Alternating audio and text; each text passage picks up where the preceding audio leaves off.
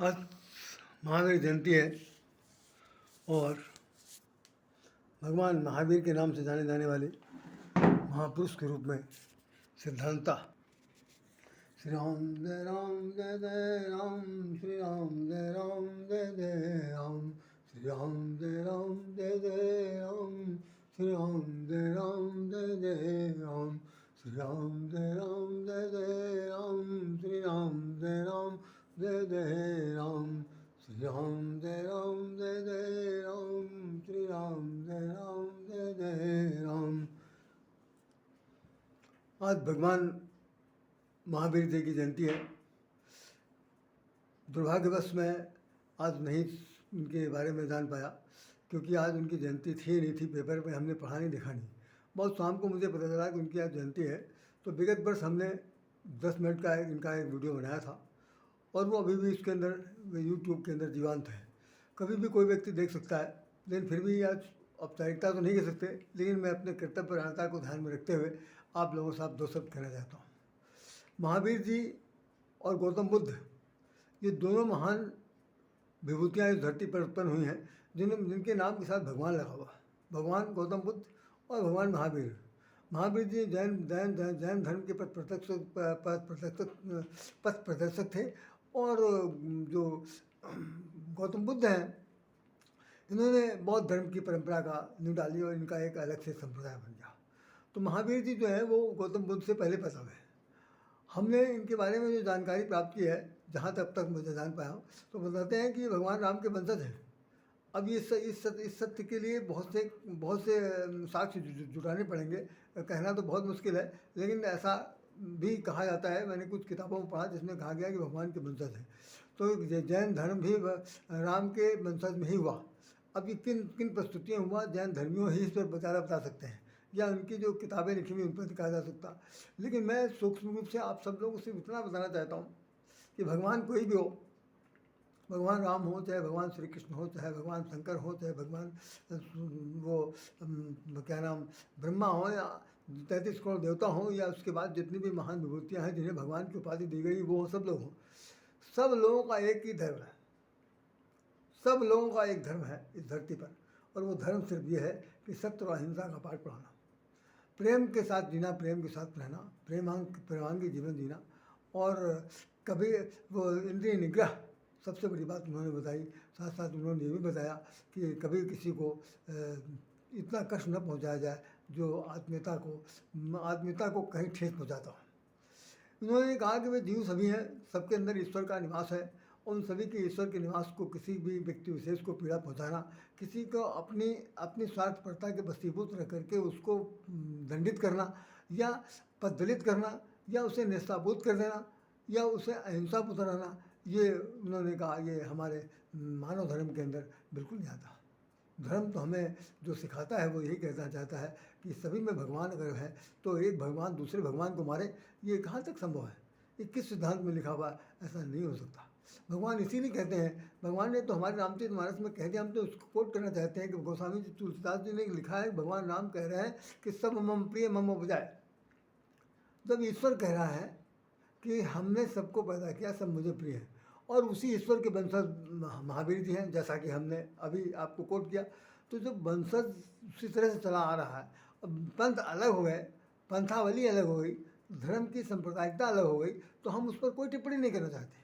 जैनियों के लिए तो ये देखा जाता है, ये तो बिल्कुल एकदम इनके ये 24वें तीर्थंकर कहलाते हैं और ये बहुत ही उच्च कोटि के उपदेशक थे, ऐसा इसमें लिखा हुआ है। तो निश्चित रूप से इन्होंने अपने उपदेश में यही सबसे ज़्यादा बताया कि भाई संसार अच्छा है। दो जैन धर्म में 2 लोग होते हैं, एक श्वेतांबरी, एक प्रकार का पीताम्बरी भी कह सकते हैं। ज़्यादातर वो श्वेत वस्त्र पहनने वाले होते हैं और हमेशा मुंह पर एक कपड़ा बंधा रहता है। और इनका कहना है कि कीट पतंगे भी या जो सांस के द्वारा जो सूक्ष्म जीव आ रहे हैं वो भी हमारे द्वारा कहीं उनका हनन न हो जाए, हत्या न हो जाए, इसलिए हमेशा मुंह पर एक पट्टी बंधी रहती है। आप देखिए कोरोना पीरियड में हम सब लोगों ने पट्टी बांधी, सब लोगों को ये हुआ कि भाई किसी की बैक्टीरिया मेरे मुंह में, मेरे नाक में न घुस जाए। तो ये कितने साल बाद ये इस रोग ने हम लोगों को ये सचेत किया। और इनके यहाँ 2500 साल पहले ही पैदा हुए, तब का धर्म है ये। उस धर्म में भी ये बताया गया था कि कीटाणु किसी रूप में आ सकते हैं और नाक में, आँख में, मुंह में कहीं भी जा सकते हैं। इसको बाकायदा बंद रखिए, मुंह को बंद रखना है और मुंह को बंद रख करके बोलना है। तो ये इनके सारे जितने भी संत महात्मा हैं वो ख़ास तौर से अहिंसा के पुजारी हैं। हिंसक प्रवृत्ति से इनको बहुत ज़्यादा कहना चाहिए मतलब नाराज़गी है। और ये उसके पक्के कट्टर विरोध तो करते हैं, भाई हिंसा कतई मान्य नहीं है और उसे स्वीकार नहीं किया जा सकता। तो ऐसी स्थिति में इन्हें जो, और ये शरीर में कोई कपड़ा नहीं धारण करते हैं, किसी प्रकार का कोई बस नहीं होता, एकदम नंगे रहते हैं। यहाँ तक कि इनकी जो घर की महिलाएं होती हैं वो सब भी जैसे गौतम बुद्ध के, उनके महावीर जी के यहाँ पूजा करने जाती हैं, तो वहाँ पर बाकायदा इनके उस सारे शरीर का स्पर्शन होता है, जो मैंने देखा है। तो ऐसी स्थिति में मैं ये सब कह सकता हूँ कि वहाँ पर कोई किसी प्रकार का कोई सेक्सुअल लोभ प्रलोभ जैसा या भावना का कोई लेस मात्र प्रयोग नहीं है। सिर्फ ये है कि तो शरीर है, शरीर मणादम शरीर है, इसमें बने हुए जितने ऑर्गन्स हैं वो सब ईश्वर के दिए हैं। और उनको उनके प्रति अगर आप कामासक्त होकर के देखेंगे तो निश्चित रूप से थोड़ा सा एक अटपटा सा मालूम पड़ेगा। और इसलिए देखेंगे कि ये तो प्रकृति का एक कृति है, उसकी एक प्रकार का कहना चाहिए वर्क डन है, क्या आकार है। तो कृतित्व व्यक्ति जैसे कहते हैं, तो भगवान के इस कृतित्व को देख करके हमें तो सिर्फ भगवान उसमें देखना है, ना कि उनके शरीर का अंग प्रत्यंग देखना है। तो भाई नमस्कार करने में कोई इतराज़ नहीं। मुझे याद आता है कि एक बार हमें वो सज्जन जो थे, एक यहाँ पर आपने शायद सब लोगों ने नाम सुना होगा, उनका नाम था, बहुत सुंदर नाम था। अब नाम मैं क्या कह सकता हूँ, रामधारी दिनकर ही हो सकते हैं, या कोई एक सिंह करके थे, वो बहुत राष्ट्रीय कवि कहलाते थे। दिनकर का तो मेरा जहाँ तक अंदाज नहीं आता ऐसा है, लेकिन वो थे, उन्नाव के रहने वाले थे। उन्होंने एक बात कही थी, उनका उसमें आकाशवाणी में एक लेक्चर आया था।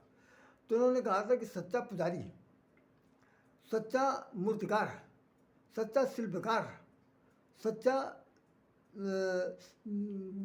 युग दृष्टा वो हो सकता है जो किसी भी लैंगिक भेद को सामने देख करके उसके अंदर कोई भी सेक्सुअल भावना पैदा ना हो।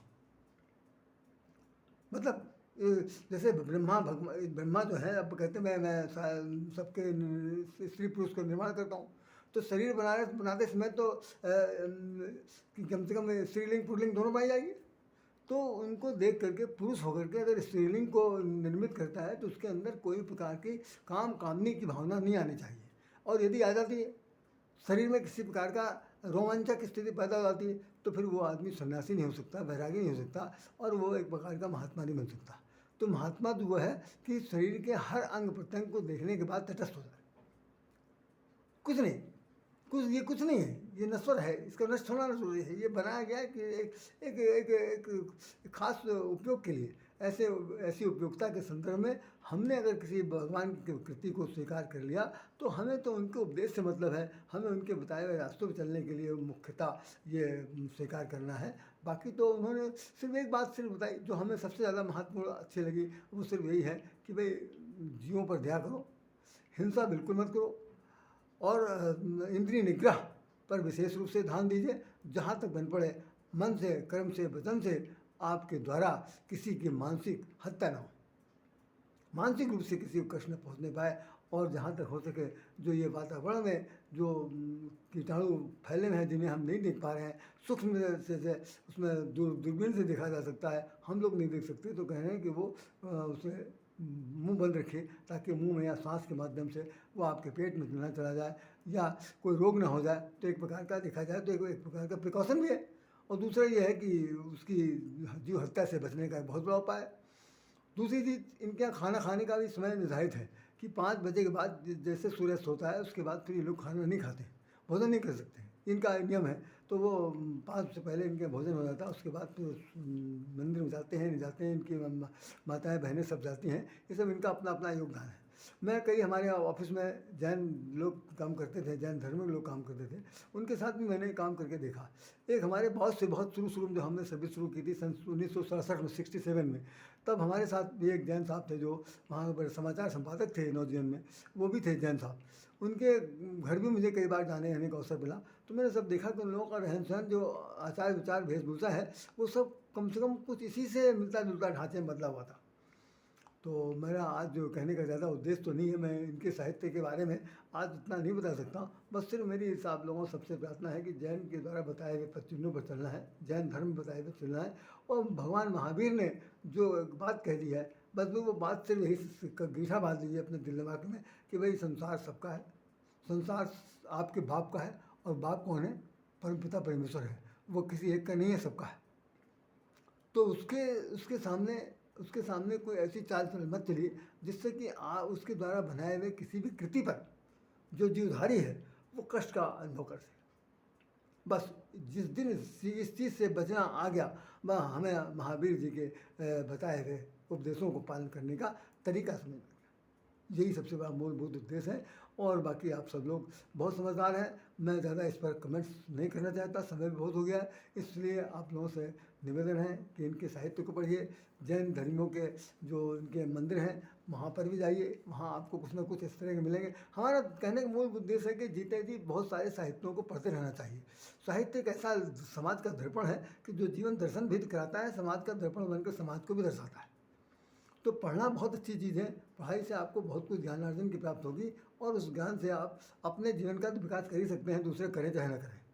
तो ये बहुत मूलभूत है। इन शब्दों के साथ राय श्याम राधे आपको हृदय से नमन करता है और प्रार्थना करता है कि इन्होंने जो उपदेश दिए हैं उन उपदेशों को अपने जीवन में ढालने के लिए यथेष्ट प्रयास करें, और चाहे बिल्कुल ना करें, लेकिन उसका चिंतन मनन करना बहुत ज़रूरी है, क्योंकि इसमें जो बात बताई गई है हिंसा से बचने का, वो सारा धर्म सिखाता है, और ये खुद सिखाते हैं। इन्हीं शब्दों के साथ राय श्याम राधे आपको नमस्कार।